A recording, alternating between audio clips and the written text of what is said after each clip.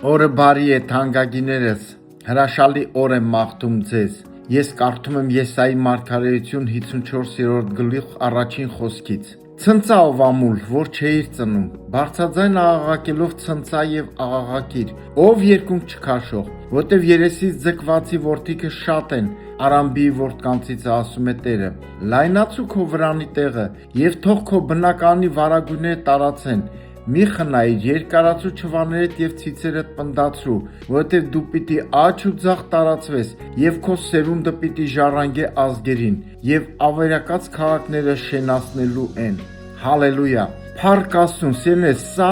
մեր եկեղեցիների այս տարվա եւ տարիների խոսքն է։ Այն բաները, որ մեր կյանքում պտուղ չէին տալիս, այս տարիների ընթացքում